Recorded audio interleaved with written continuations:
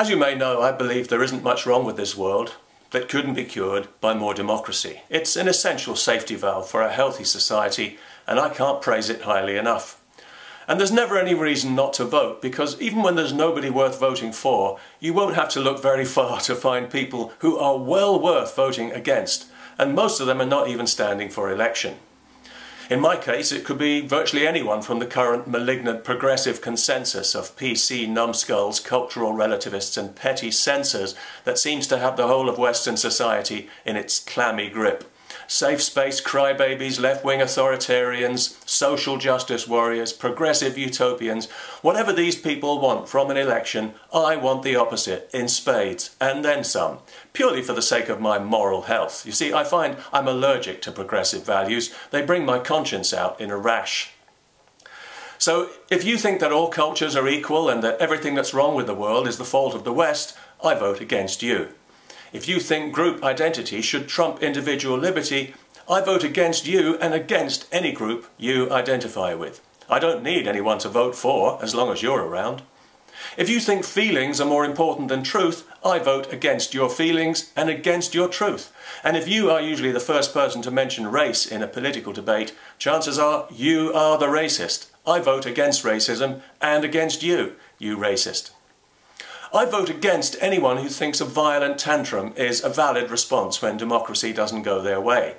Like the hysterical anti-Trump protesters in America right now. The more angry and frustrated those people are, the happier I am.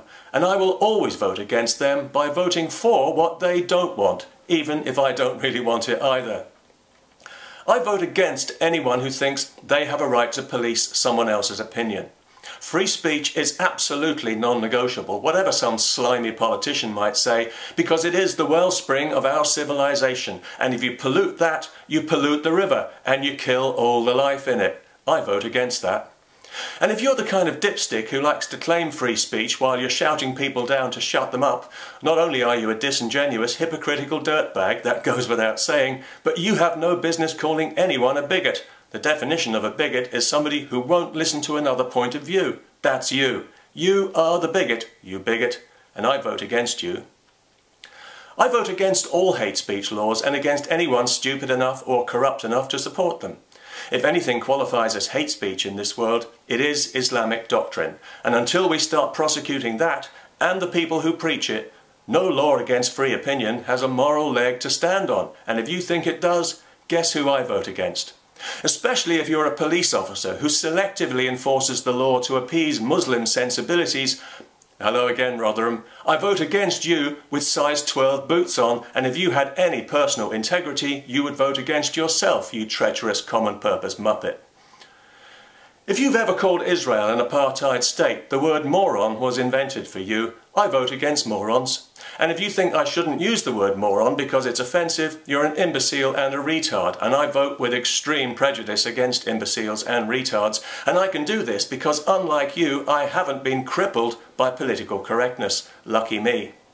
So maybe you're a gay man who supports the Palestinians and you like to go on demonstrations and parade around in your Queers for Palestine t-shirt and little shorts.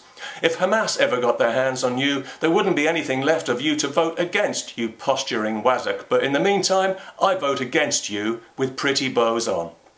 And if you're a progressive female journalist who likes to show how non-racist she is by blaming all men for Muslim rape and sexual assault, I would vote against everything you stand for, if I thought you stood for anything at all. Besides, you don't need me to vote against you. You've already voted against yourself, and against every other woman in the West, you irresponsible toe rag.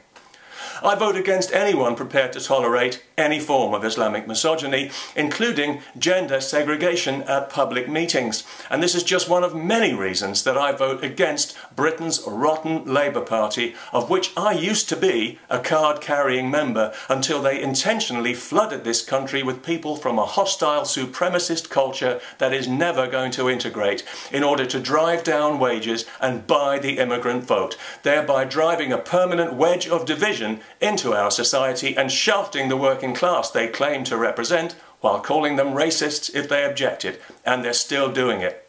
So if you vote Labour, I vote against you with brass knuckles on, which is awkward as I've got friends who are dumb enough to still vote Labour and I don't want to upset them, so I'll just have to hope they don't see this video and we can keep it as our little secret. And finally, the Islamic supremacist propaganda term, Islamophobia, is the shovel that we've been handed to dig our own grave in the West, and far too many of us are busy digging. So if you're one of the people who uses this term as if it's a real word, or if you like to call people racist for criticising the religion of special needs, I only wish I had 1 million votes for this one, but the one vote I do have is focused like a laser on voting against every disgusting thing you represent. I consider it to be my public duty because you are the moral scum of humanity and you are an enemy of civilization. I vote for civilization. Now and forever, I vote against you. Yeah, that feels better. See what I mean about a safety valve? Isn't democracy wonderful?